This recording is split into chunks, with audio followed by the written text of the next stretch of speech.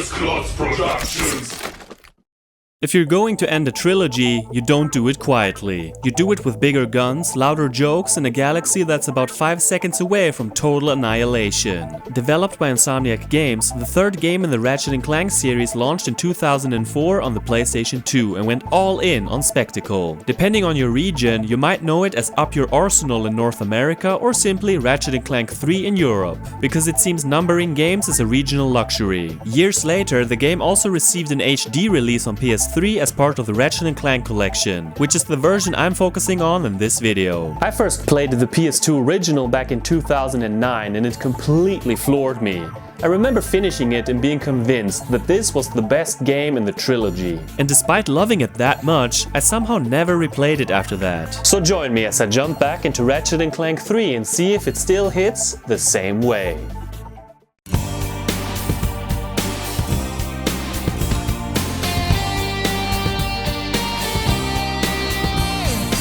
GFrom, the gamer, the legend, he's come to show you the way in this world of games. GFrom Reviews. At this point in time, Clank has become a full-blown celebrity. He's starring in his own Holovid series, Secret Agent Clank, a very obvious James Bond parody that I, as a huge Bond fan, wholeheartedly approve of. Ratchet, on the other hand, is less thrilled. While Clank is busy saving the galaxy in slick suits and dramatic close-ups, Ratchet's role in the show is noticeably smaller, and you can tell it's bothering him. That awkward imbalance doesn't last long, though. News break that Ratchet's home planet Veldin has been attacked by a mysterious army known as the Tyhrranosis. Officials believe that an evil robotic supervillain known as Dr. Nefarious is the mastermind behind the Tyhrranoid attack. Naturally, the Galactic Rangers step in to handle the situation. Naturally, they fail. With the Rangers struggling to put up any meaningful resistance, the galaxy turns to the only ones who've actually proven they can get things done. Our beloved, unlikely duo. And just like that, Ratchet and Clank are pulled back into action. I just hope we're not too late. So once again, Veldin is our starting point, and right from the get-go you can choose between the trusty helipack or the thruster pack. I didn't use the thruster pack even once. What's cool though is that you can switch between different combat modes and assign them to your quick select. You've got third person, first person, and the lock strafe mode, which always keeps you facing forward. That's my preferred way to play, and once I picked it, I never went back. It just makes combat feel so much more fluid and controlled. One of the Galactic Rangers quickly hands you the shock blaster, your first weapon besides the wrench. It's basically a shotgun, very similar to the Blitz gun. Just a few moments later, you also get the Nitro Launcher, a grenade launcher that fills the same role as the Gravity Bomb. Like in the second game, you earn experience points that gradually increase your maximum health, so progression feels familiar. After that short and fairly simple opening, the game throws you into a set piece where you're jumping off a spaceship while dodging incoming missiles. It does a nice job of setting the tone. Then it's back to more gunplay, and within minutes, you get a message from the president himself, who's starstruck by Clank and doesn't seem to realize that Secret Agent Clank is just a TV show. Well, this is an honor, and I see you brought your chauffeur along. No. He shows you a preview of an episode of Nature's Mysteries about a mysterious creature who is very obviously Captain Qwark. I seen him run right through our camping site. He was buck naked, screaming and holding a banana. Or maybe it weren't a banana. For reasons beyond my comprehension, the president wants you to find him. It's an energetic opening that mixes action, humor, and spectacle, and it has me excited to keep going. This sends us off to a forest on Florana. Here you're introduced to jackpot crates, which multiply all bolts and experience for a limited time and make you feel rich and overpowered. At the Gadgetron vendor, I picked up the N60 Storm, which basically fills the same role as the Blaster or the Lancer, so it feels familiar right away. Of course, titanium bolts make a return as well, once again hidden in places the game doesn't want you to notice on your first pass. Collecting them unlocks various goodies, and new this time are hidden trophies, which we'll talk about more in a bit. Weapons also level up the more you use them. In the second game, each weapon could be upgraded once. Here, 4 times. Absolute carnage is very much the goal. Eventually you track down the mysterious creature who immediately forces you to walk the path of death. But, sir... Path of death! It's an obstacle course filled with enemies, spikes, and things that look far more lethal than they actually are. Still, if you manage to win without taking any damage, you're rewarded with a skill point. Yep, those are back too. Then comes the big reveal. This guy's even dumber than Captain Qwark? Shocking, I know. This marks the first boss fight. Keep your distance, don't waste ammo, and you'll be fine.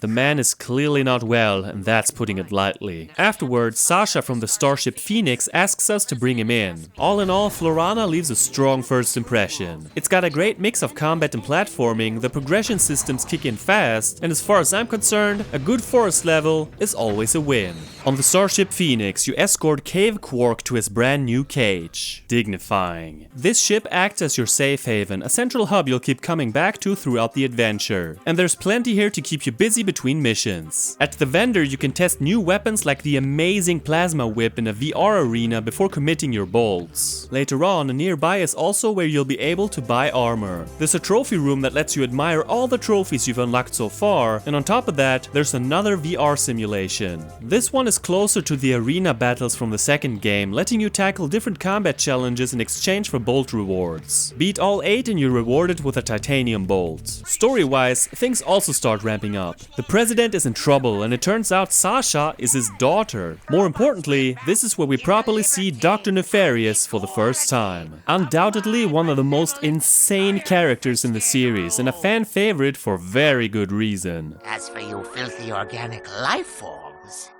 you can look forward to being disintegrated! That's all for now. Time to rescue the president on planet Marcadia. It starts off with some gunplay easing you in before you're picked up by a dropship and thrown into a series of battle missions. Each one comes with a nice bolt reward and mixes things up just enough to stay interesting. Sometimes you're simply wiping out everything on screen, other times you're manning a turret or using bolt cranks to activate automated defenses. It's varied, snappy, and most importantly, it doesn't overstay its welcome. Before long, the president is safe and finally gives Agent Clank the recognition he deserves.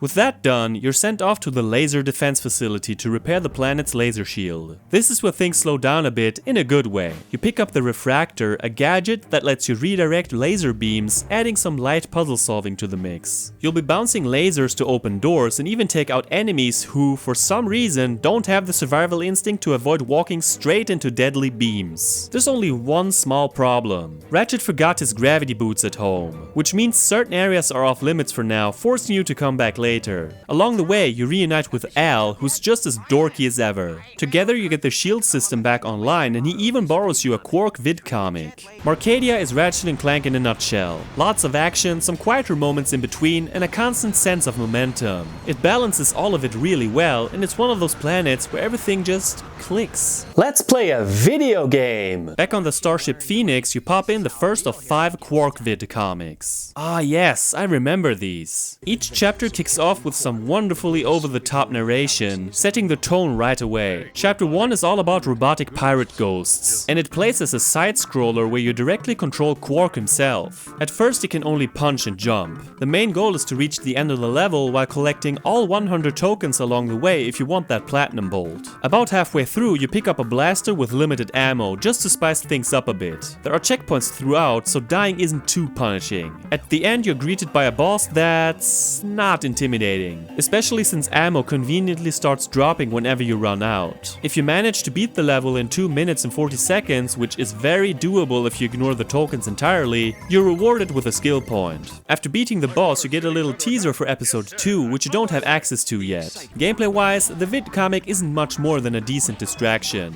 The controls are fine for what they are, nothing more, nothing less. Watching all of this flips a switch in Qwark's brain because afterward he's back to his old self. Well, who's that handsome devil? Fantastic! Sasha then tells you about a device that can disguise you as a Tyhrranoid. It's basically the hologuise from the first game all over again. As fate would have it, this incredibly important piece of tech just happens to be the grand prize on this week's Annihilation Nation. So that's your next destination. After a quick stop at the vendor to buy the Magna Plate armor, which reduces damage from enemy fire by a casual 33%, you're ready to jump back into action.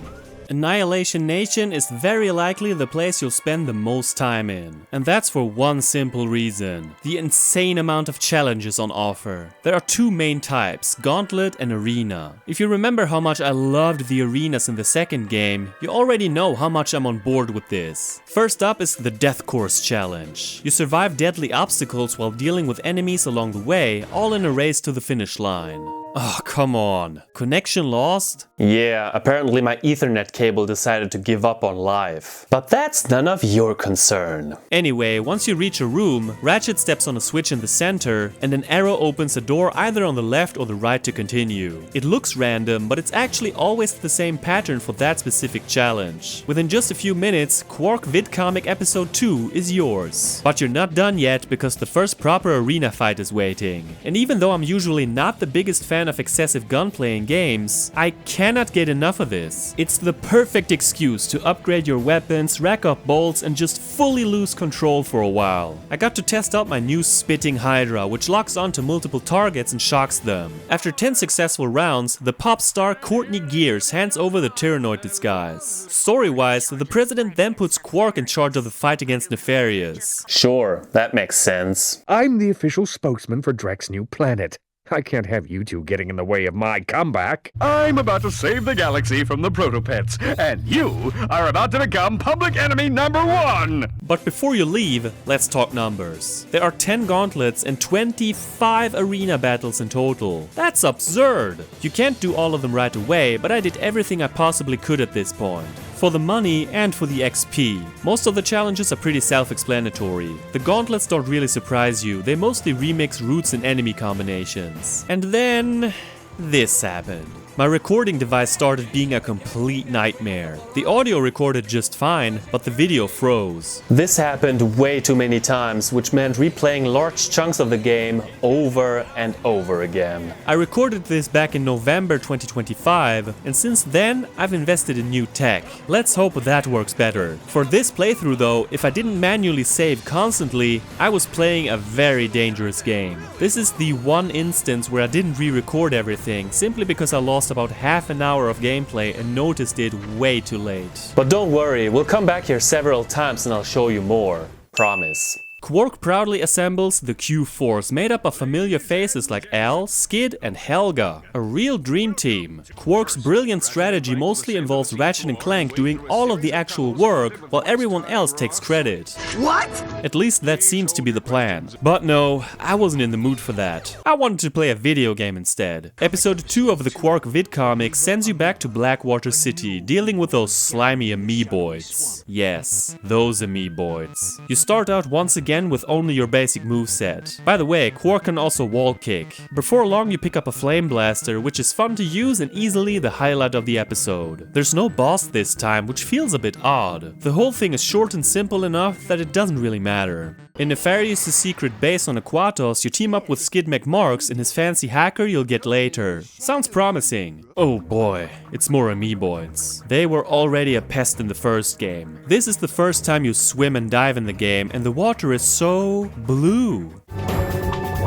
What the hell is that thing and why is it so big? You escort Skid for a bit until he panics, runs off screaming and leaves you behind. Classic Skid. That's when Slim Cognito shows up, looking as shady as ever. He sells weapons from the second game, which you can get for free if you've got a Ratchet Clank 2 save file. I do not. I played the first two games on a PS3 that no longer exists in my life, and I'm streaming this on PS5. I bought the mini turret glove and one of my favorites, the lava gun. Good to see you again. In contrast to the second game, here the old weapons can be upgraded, so they don't feel underpowered anymore. From here on out, the level keeps switching between Ratchet and Clank, which finally gives you direct control over Clank again. It's mostly familiar stuff, except now he has a monkey sidekick and a banana gun. You shoot banana, the monkey chases them, and that's how you solve puzzles and distract security. It's ridiculous, but it's one of the more charming ideas in the level. Meanwhile, Ratchet is disguised as a Tyhrranoid and has to talk his way through enemy encounters. And by talk, I mean Then you have to assemble correct sentences by pressing button combinations. This goes on forever. It's repetitive, kills the pacing, and never really gets more interesting. At least the game is merciful enough to not make you redo all of it when you die. Clank later finds Gadgebots, and nothing has changed here at all. So now you're rolling around with robots and simians, which is a sentence I didn't expect to say today. Eventually everyone reunites and downloads an encrypted star map. You might think, okay, surely we're done now. No. After another swim that's not gross at all, you meet the good old plumber. He starts talking about sewer crystals he's willing to buy, and if you've played the previous game, you know what's coming. Another crystal scavenger hunt. Except this time, it's even worse. Instead of open areas, you're stuck in tight maze-like sewers that are downright infested with amoeboids. I hated this section so much back in 09 that I still remember it vividly. The sickly green visuals, the confusing layout, and especially the sound design make this place unbearable.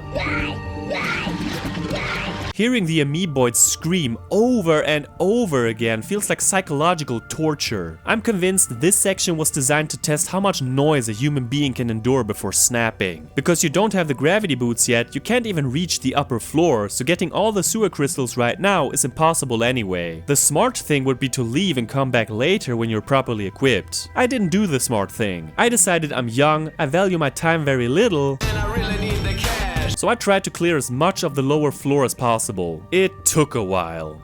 Not again. King amoeboids only wake up if you approach them from specific directions, which means constant detours. Everything looks identical, so I'm checking the map every 5 seconds trying to figure out where I am and where I've already been. When you die, you respawn back at the plumber and have to slog your way back through the sewers, with all the amoeboids respawned except for the big ones. For 57 out of the 101 crystals, I earned a 114,000 bolts and lost about 45 minutes of my life that I'll never get back. We'll return here later, and I'm not happy about it. So yeah, Aquatos is indisputably my least favorite level. Between the sewer nightmare and the endless Tyhrranoid conversations, there's just too much here that actively bothers me. Which makes it extra frustrating because outside of all that nonsense, there's actually a lot to like.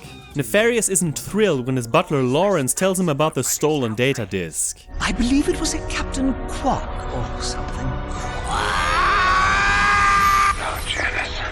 You'll always be the love of my life. You really should have that looked at. This is one of the best running gags in the entire series, and it never gets old. Qwark comes up with another brilliant plan that relies entirely on Ratchet doing all the work. Before heading out, I bought the adamantine armor, which absorbs 50% of incoming projectile damage. Then you're off to Tyhrranosis, where Ratchet casually performs another halo jump. After the sewer nightmare from Aquatos, I desperately need something loud and dumb, and this level delivers. With the help of the Galactic Rangers, you take the fight straight to the Tyhrranoids. The main objective is to destroy a series of power generators, and I'm not even going to comment on what these things look like. That joke writes itself and it's way too easy. Sasha then drops off a turbo slider and you can freely drive around while the monkey handles the firepower. This is where the level really clicks. The vehicle controls are spot on and running over enemies never stops feeling satisfying. My weapon of choice here is the Flux rifle, a sniper similar to the Pulse rifle that lets you pick off enemies from a safe distance.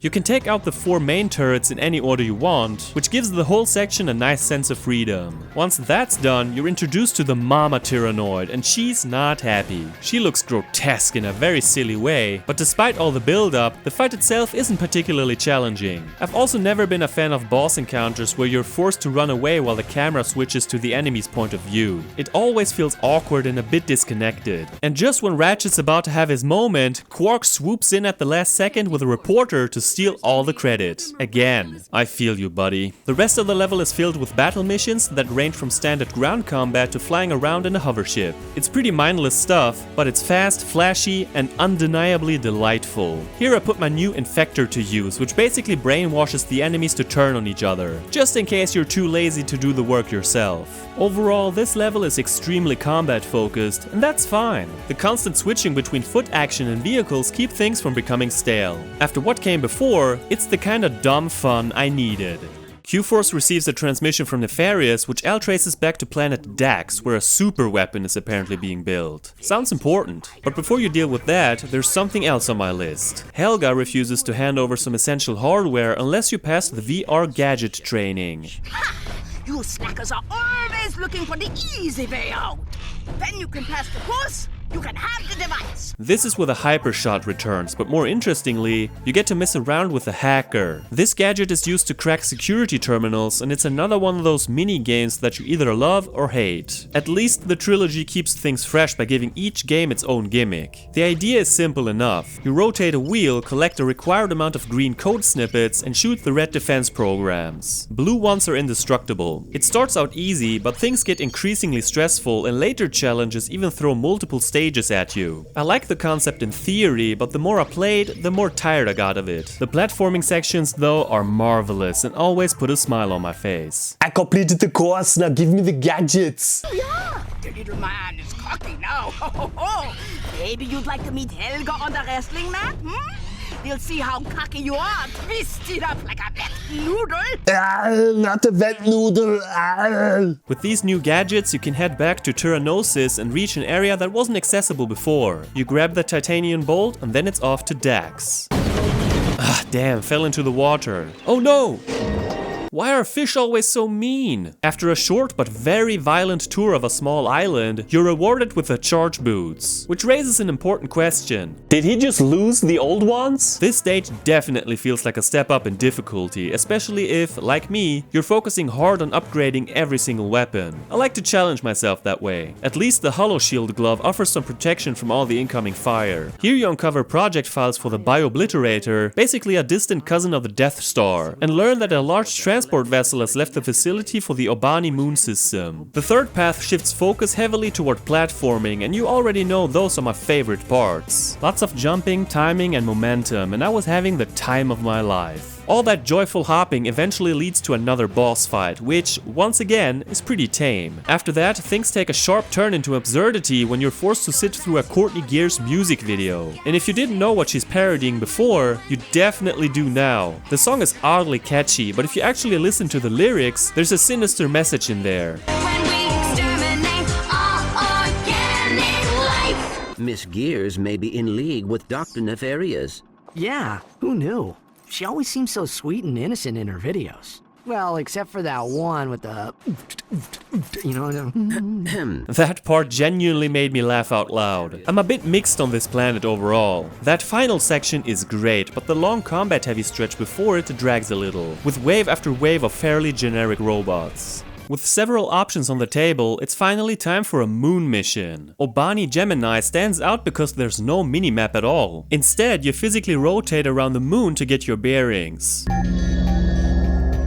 Why? Using the refractor to reconnect satellites is simple but enjoyable, and launching yourself around the surface with jump pads is just pure joy. One of the hardest skill points here asks you to land on one of the meteors, and that took me several tries to get right. Every miss felt cruelly close, which somehow makes finally pulling it off even better. There's also a second moon that's crawling with robots. Skid eventually shows up, far too late to be useful. You can't fully progress here just yet, but before moving on, you get a distress call from the Galactic Rangers in Blackwater City. It's a fairly short stage overall, but it's one of the more memorable ones. What can I say, I'm a complete sucker for spherical levels. Your trip back to Blackwater City, yes, that Blackwater City, kicks off with yet another Halo jump. If you were hoping to freely explore familiar locations from the first game though, you're out of luck. This revisit is confined to a small section of the city and the objective is simple. Defend it from wave after wave of incoming enemies. That's it. There are 3 missions here and they're basically the same scenario repeated with minor variations. My new disc blade gun proves to be one of my most beloved weapons. No wonder, it's quite similar to the chopper. It's over almost as quickly as it begins, making this one of the shortest levels in the game. Definitely feels like a lost opportunity. I would have loved to see more. At least there's a silver lining. You finally get the gravity boots. And that can only mean one thing: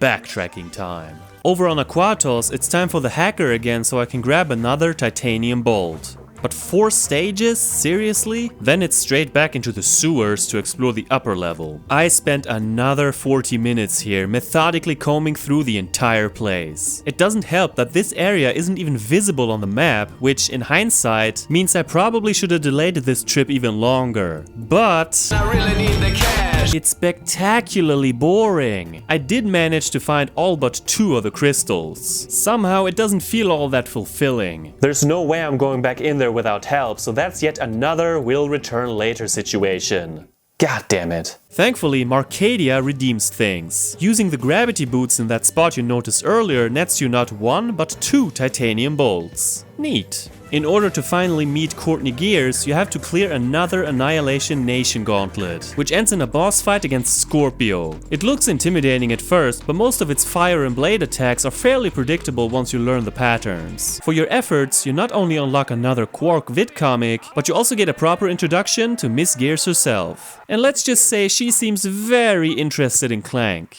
My, you're even more gorgeous in person than you are on the Holo, Agent Clank. She's willing to exchange information about Nefarious, but only if Clank promises her a role in one of his films. Fair trade. Before moving on though, I made sure to finish the rest of the available challenges. I spent well over an hour here, even replaying boss fights I couldn't properly show earlier. Gary and Helen are 2 gladiators where one attacks from an elevated platform while the other pressures you on the ground. They're actually pretty manageable once you divide your attention correctly. Then there's the infamous challenge where you have to survive 100 rounds. That one feels endless. And by endless, I mean about 25 minutes. Thankfully, I made it on the first try. Despite the time investment, I was having a blast. This place is perfect for leveling up your arsenal, testing different weapons, and watching them evolve into increasingly ridiculous forms. I picked up the Annihilator along the way, which is your basic rocket launcher, much like the mini rocket tube or the Devastator. Still walked out with plenty of bolts. Win-win. Flash forward to an episode of Secret Agent Clank being filmed at Holostar Studios. Ratchet somehow manages to get himself fired and replaced by the monkey. Incredible career move. So now you're playing as Clank, acting out new scenes. Gameplay here is fairly basic, with simple combat and platforming mixed with the occasional monkey and robot based puzzle. For what might be the single most annoying skill point in the game, you have to hit the jackpot on the slot machines. Pure luck, nothing else. I don't like it. My personal highlight though is when you finally transform into giant Clank and start smashing everything inside.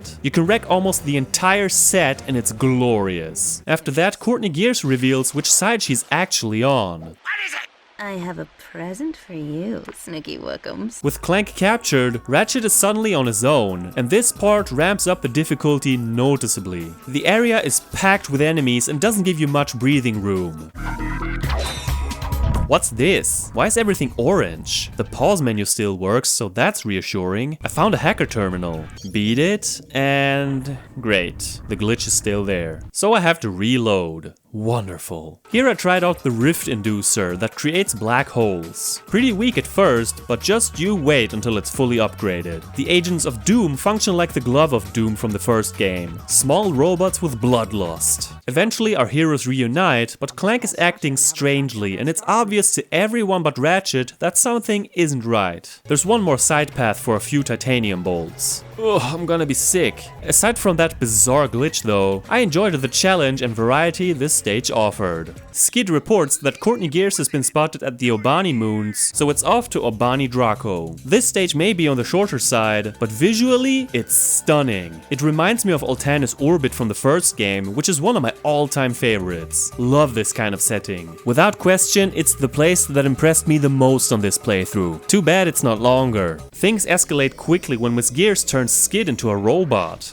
Like destroy all squishies, dude. Then it's finally time to fight her. During the entire battle, the instrumental version of her own song plays in the background. It's a super catchy track, but hearing it on loop over and over might test your tolerance. The fight itself gave me some trouble, mostly because I stubbornly stick to using weapons that still need upgrading. Self-imposed challenges are admirable in theory. In practice, they can hurt. It also took me a moment to realize you can actually shoot her while she's inside her cage. You're constantly moving, dodging, repositioning, and when you finally take her down, it feels properly earned. Short stage, strong atmosphere, memorable boss. I'm happy. Nefarious' Star Cruiser has been located at Zeldrin Starport, so that's where you're headed next. Be checked as luggage. God damn it. The first combat-heavy route eventually rewards you with a bolt grabber. That means your boat's pickup area has been extended. Thank you for sharing this information. Soon enough, you meet up with Qwark. It was mating season. How could I have known she was your sister? Once aboard the Star Cruiser, the team splits up. The ship is heavily guarded, but you just fight your way through. It's intense, sure, but nothing you can't handle. Eventually, you come face to face with Nefarious and his ever-loyal butler, Lawrence. Captain Qwark, you've put on a bit of weight since last we met. Yeah? Well, Courtney Gears didn't seem to mind. That's what makes it so good, Janice. Feel it. My heart is pounding like an anvil. Oh, this is the best part of my day. Surprise! It's a trap. They teleport away and you're given 60 seconds to evacuate the ship before things go very wrong. Qwark claims he spotted something and decides to stay behind. I, on the other hand, took my sweet time and still had 14 seconds left on the clock. The stage itself is maybe a little generic in terms of layout, but that doesn't automatically make it bad. Sometimes a focused, combat-driven mission is exactly what you need.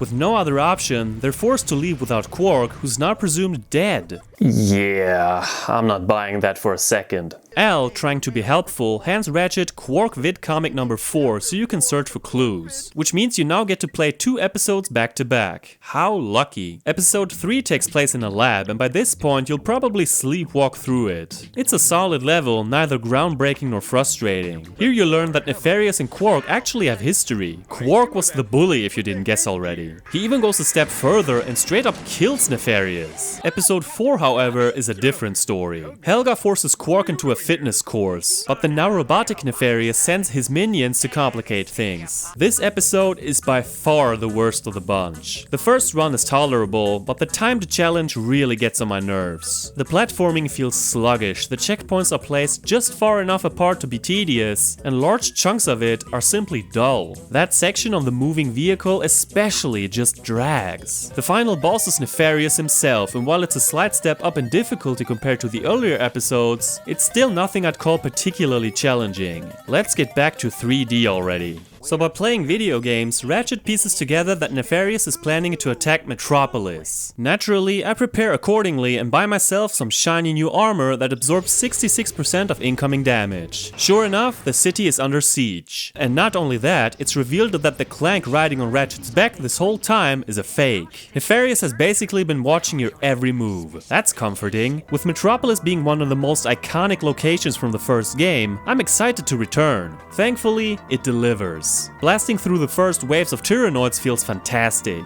Then Nefarious decides to upgrade them all into robots because biological armies are so last week. After cutting through enough metal, Ratchet finally realizes he's been carrying around an evil Clank for a while now. Great awareness there. Just like the first visit, you end up on a moving train, except this time you're fighting giant Clonk. The fight looks dramatic but is over quickly. The real Clank is rescued and the duo immediately jumps into more battle missions. 3 in the hover ship, 1 on foot, and 1 manning a turret. It's short-lived and wonderfully mindless in the best way possible. The reward is the Map-O-Matic. I've been waiting for this thing the entire game. Metropolis ends up being an absolute highlight, not just because of nostalgia, but because it's pure glee from start to finish. With the Map-O-Matic finally in hand, it's time to return to the Aquatos sewers for some long overdue cleanup. You can now see all the hidden paths that were previously invisible, including the 2 missing sewer crystals. Like I said, I really wish I'd gotten this thing sooner. You get a skill point for collecting them all, so yeah, let's get the hell out of here. Let's get the hell out of here.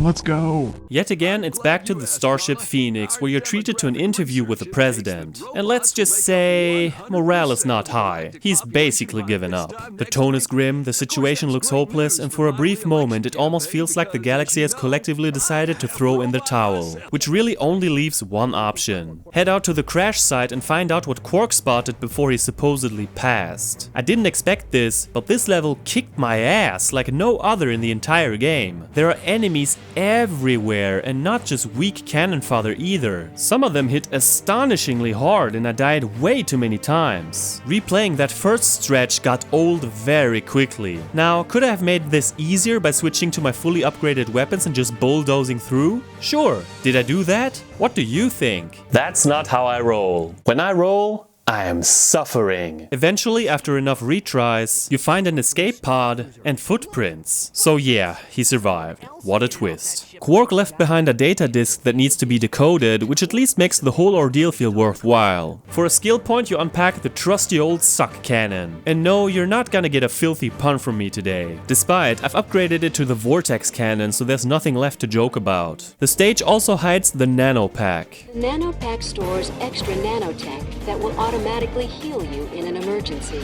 Meanwhile, the Galactic Rangers sent out a distress call from planet Aridia. With my self-imposed upgrade everything evenly playstyle, this level didn't bring me joy. I'm blaming no one but myself here.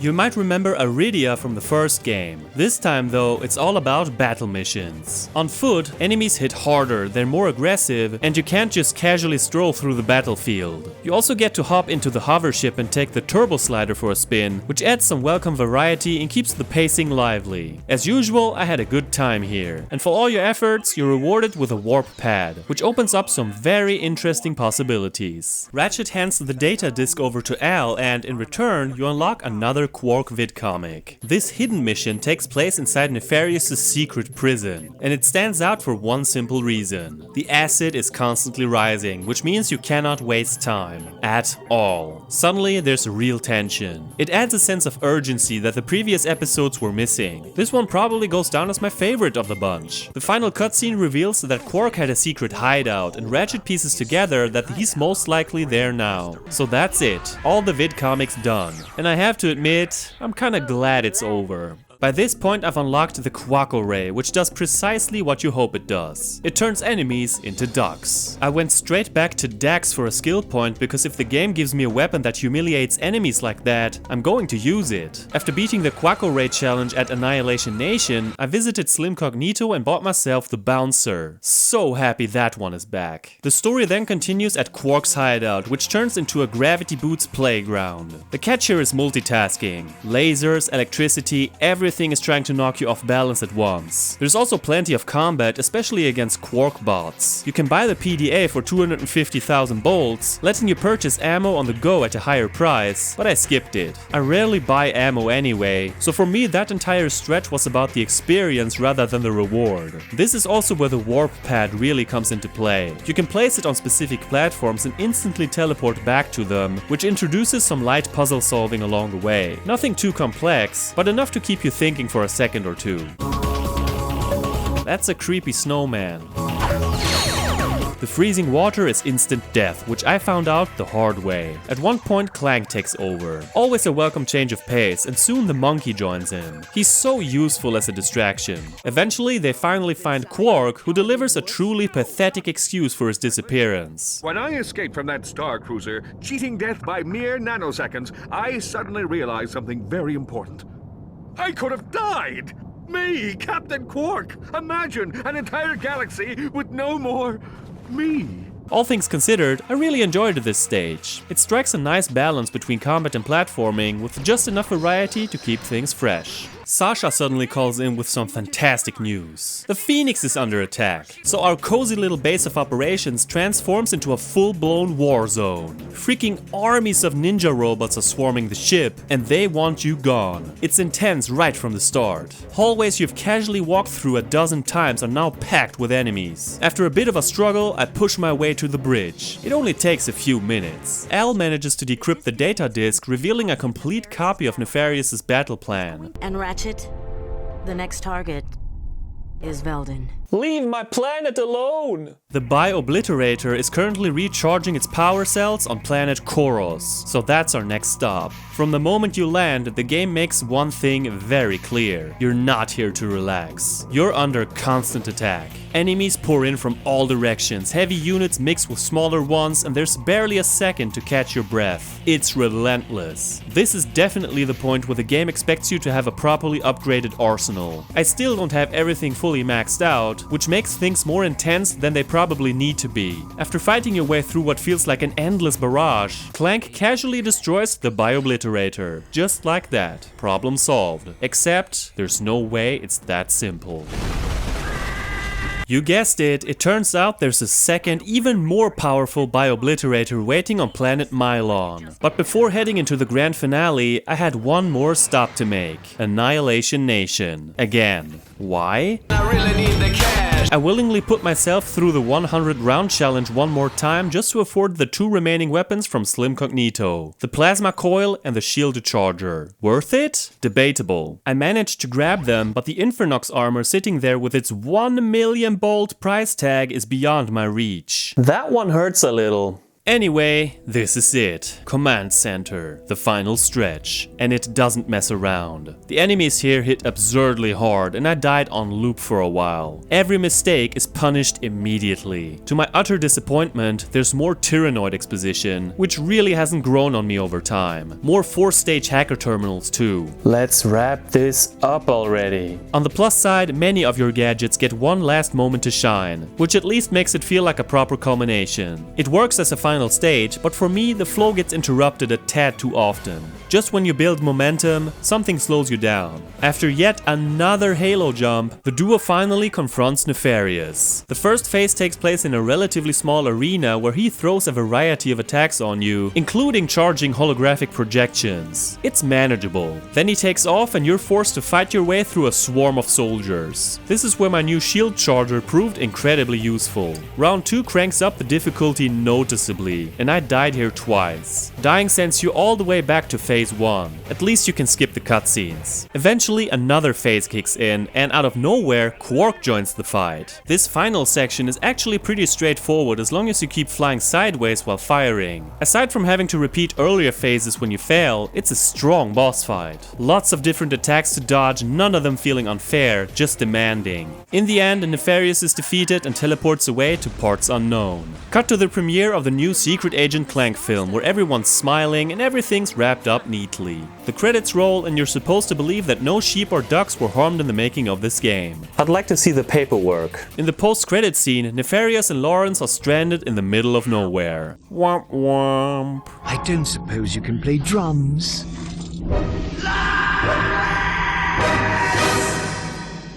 In true Ratchet & Clank fashion, once you beat Nefarious, you're given a choice. Time warp back to before the final battle or jump straight into challenge mode. Same concept as before, tougher enemies, but you keep all your experience, weapons, armor and bolts. There's also a bolt multiplier which makes stacking up money far less painful than it was the first time around. The really exciting part is what happens to your arsenal. V5 weapons can now be upgraded into mega versions, and those can be leveled up 5 more times. So if you thought things were destructive before, you haven't seen anything yet. On top of that, there's a brand new Rhino waiting for you, priced at a modest 3 million bolts. Challenge mode adds fantastic replay value. I kept going until I finally had enough cash to buy the Infernox armor just to prove to myself that it was possible. As for now though, I think I'm done. I collected all the trophies except for 2 that require upgrading everything, every titanium bolt and all skill points. Which means I could now unlock a bunch of skins and cheats if I really wanted to. That's good enough for me. Again, you can also unlock the Insomniac Museum, a hidden location showing off a bunch of unused material from the first 3 games. You either access it by obtaining all of the trophies, which I don't have, or via a teleporter in Metropolis that's only active at 3 AM. I'm not doing either, but there's plenty of videos online if you're really interested to see what awaits you there. For the first time in the series, there's also a multiplayer mode. I might have played this with my youngest brother once, but I'm not entirely sure. Captain Qwark introduces the whole thing in a deliberately overblown training video. Capturing nodes gives your team access to various advantages, including vehicles, drones, special weapons, Vulcan turrets, and spawn points.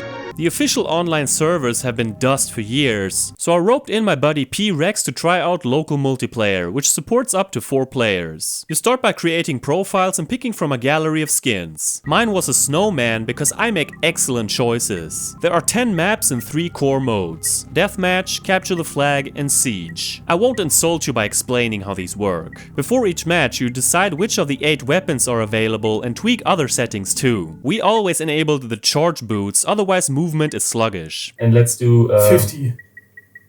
I don't know, maybe 5? Yeah, 6. 6. Yeah, let's do 6. That sounds like a fucking reasonable number. Who needs numbers 5. like 5 and 10 when we can have 6. Some maps let you hop into turrets or grab vehicles straight out of the campaign. In CTF and Siege, your base is a fortress and the goal is to either grab the flag outside or blow stuff up inside. You get a variety of weapons from all 3 games, with a Mine Glove and Morpho Ray from the first game returning, for example. No! No! I'm a fucking sheep! No! Pew! I just did a pew! You had to kill a sheep? Really? Kill 3 enemies with a weapon and it upgrades. If you die, you lose your weapons and a player from the other team can pick them up. Now here's the thing, with just 2 players, the action can be rather slow. The minimap is almost useless and you spend half the round just trying to find each other. When you do, the weapon balance is decent and the fights can be enjoyable in short bursts. We played for about 2 hours, and if you want to see the highlight reel, feel free to check out my Patreon or become a YouTube member. Die! Come on, I can't do anything! No! You dumb fuck! Oh, no! All in all, it's a decent curiosity, but I'm not coming back. It must have been a blast in 04, but I guess you had to be there. I can't live like this! What the fuck are you? I can't even jump off the edge! Yeah, what? Oh, what? Fucking glitch? Let's talk about the music and sound. The voice acting once again is a standout. Comedic characters like Dr. Nefarious come to life through Armin Shimerman's brilliantly exaggerated performance. His theatrical delivery, unhinged rants and glitchy robotic meltdowns are comedy gold. And Lawrence's dry, perfectly timed responses make the ideal counterpart. It never gets old to hear him scream. The whole cast is sharp and totally committed to the game's silly tone, which makes the cutscenes feel like part of the fun rather than a break from it. Jim Ward, who voiced Captain Qwark, sadly passed away this past December, and it felt worth taking a moment to acknowledge that. Qwark could have easily been a one-note character, but Ward gave him timing, and that specific kind of overconfident energy that makes the character memorable, even when he's being the absolute worst. When you replay these games, you realize how often his voice is doing the heavy lifting, selling the jokes, selling the cutscenes, and giving the whole series a big part of its personality. It's hard to imagine Captain Qwark without him, and I think it's only fair to say thank you for all the laughs. The soundtrack was primarily composed by series veteran David Bergeau, with additional music by Niels by Nielsen. It brings a remarkably eclectic musical palette to the table. Bergeau's score blends bombastic orchestral swells with heavy electronic beats and the occasional genre curveball. The music is carefully tuned to each level's environment and the game's tongue-in-cheek tone. Whether it's the militaristic pulse of Marcadia or the mysterious jungle rhythms in Florana, every track sets the mood just right. The soundtrack pushes combat forward with energetic rhythms, while still leaving room for the symphony of inventive weapon effects. And during quiet moments or comedic cutscenes, it knows exactly when to breathe or lean into the joke. You have plumped up like a giant green bratwurst! That said, I have to admit I found it a bit less memorable than the first 2 games. Not many tracks really stuck with me once I put the controller down, which isn't necessarily a bad thing. It's just not the kind of score that lingered in my head afterward. Still, I want to show you my highlights. So here are my top 5 songs from Ratchet & Clank 3. Number 5. This track is a loving homage to classic spy thrillers, injected with Ratchet & Clank's playful spirit. Sleek brass fanfares and a slinky bassline drive the music, evoking a James Bond-esque atmosphere as Clank sneaks through the studio backlots. Light percussion taps and spy movie strings ramp up the stealthy tension, yet there's a certain undertone. It strikes an ideal balance between suave and goofy.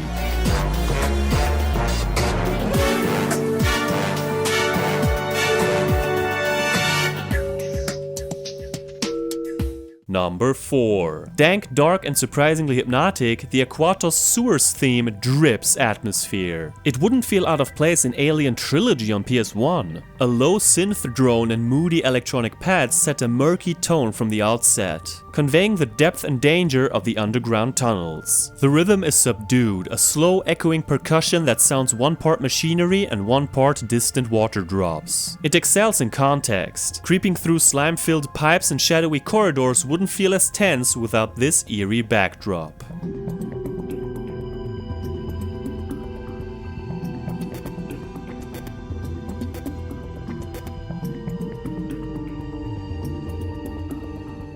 Number 3.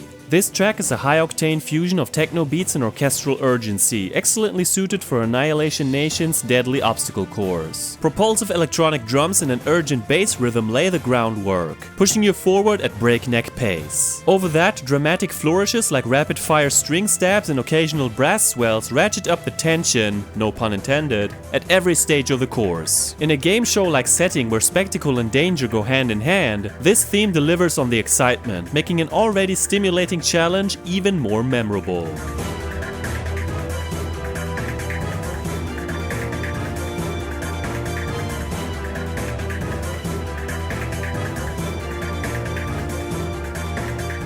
Number 2. Originally a classic from the first game, revived here to great effect. Bright, bustling and unashamedly epic, Metropolis captures the feel of a futuristic city under siege while harkening back to the series' adventurous roots. A confident melody soars above the mix, backed by funky electronic percussion and rhythmic synth layers that invoke the hustle and bustle of Curven's skyline. Simply put, Metropolis is the quintessential Ratchet Clank tune, busy and bold with a catchy sci-fi groove.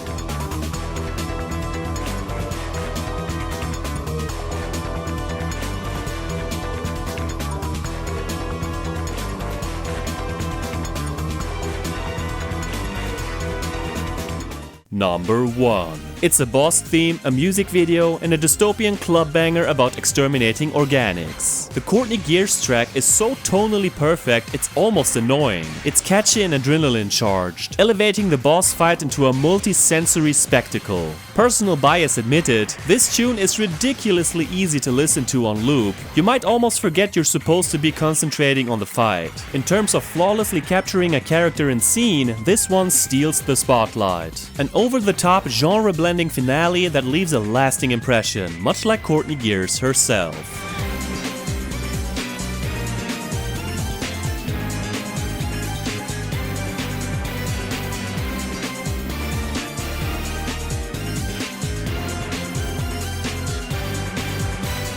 Let's wrap this up. Ratchet & Clank 3 is a fantastic finale to the original trilogy, and it feels like Insomniac knew exactly what they were doing. More than anything, this game is just plain fun. It's the kind of fun where you land on a planet, take 2 steps, and the game immediately hands you a reason to start blasting, jumping, exploring, and grinning like a fool. It's faster and more polished than the first 2. From the first minutes, it makes clear that the focus is on spectacle. Combat feels fully under control thanks to the lock strafe mode, which I picked early and never wanted to give up again. It makes fights feel more deliberate and less like you're wrestling the camera while being shot from 3 directions, and turns the whole game into this constant flow of movement, aiming, dodging, and destruction. Weapon handling is snappy, and the whole loop of trying something new, leveling it up, and watching it transform into a stronger version is still one of the best parts of the series. The upgrade system is deeper this time, and challenge mode takes it even further with mega weapons and outrageous bolt prizes that basically exist to dare you into playing more. The weapon selection is simply amazing and probably the best one yet. Weapon mods are nowhere to be seen, but I don't have strong feelings about that. Some of my highlights are the disc blade gun, spitting hydra, and the plasma whip, as I feel they're all so satisfying to use. With my playstyle, I rarely get to use the superior upgraded versions of the weapons, which is unfortunate. Special shout out goes out to the lava gun. In RNC 2, it upgraded to the meteor gun, which felt more like a downgrade. This time it becomes the liquid nitrogen gun, and that's truly an upgrade. Way to listen to fan feedback. Bolts are easier to come by, and even when you do end up chasing money, it rarely feels like a chore because the moment-to-moment gameplay feels so rewarding. The pacing is strong too. Even when the game leans heavily into shooting, it keeps throwing new things at you often enough that it rarely feels like you're stuck doing the exact same task for hours. Battle missions add variety, and the optional stuff actually feels worth doing because you're constantly being rewarded with bolts, upgrades, skill points, and collectibles. Annihilation Nation in particular is the kind of place place where I lose all sense of time. I can complain about excessive gunplay in theory and then happily spend well over an hour doing arena rounds and calling it a productive afternoon. Go figure. I also have to give credit to the spaceship segments because they're simply better than what the second game offered. They're not something I just want to get over with anymore. I'm glad to see the Hypershot return, but I kinda missed the grind boots. The vid-comics are more mixed. I like the idea and some of them are a decent distraction, but not all of them are equally jolly. The story is silly and it benefits a lot from the voice acting. Dr. Nefarious is an instant classic and the most memorable villain in the trilogy, even though I'm personally still a Drek diehard. He's theatrical, unhinged, and genuinely funny. His dynamic with Lawrence never stops being entertaining. The whole cast commits to the nonsense in a way that makes even the dumbest scenes work. Is it just me, or do you smell bananas? The presentation is strong too. In the PS3 HD version, the art direction and effects still look pretty damn good. Explosions look great, environments are colorful, and the game has that clean, readable look that makes the action easy to follow, even when the screen is full of chaos, which is often. The soundtrack does a stellar job of supporting both combat and atmosphere, and the weapon sound effects are a huge part of why the gameplay feels so polished. My biggest gripe is still the sewer section on Aquatos. It's even more miserable than the crystal collecting in the second game, because it's more confusing, it drags, and it's just plain boring. I seriously never want to hear amoeboids ever again. I also think some late game combat sections can feel a little overstuffed, especially if you play like me and insist on using underleveled weapons to keep everything evenly upgraded. That's a self-inflicted problem, but it does mean the difficulty spikes hit harder than they probably should. Someday I'll get around to play the challenge mode, and I'm already looking forward to it. Multiplayer is a neat bonus. It's cool that it exists and you can tell it was ambitious for the time, but today it feels more like a time capsule than a reason to revisit the game.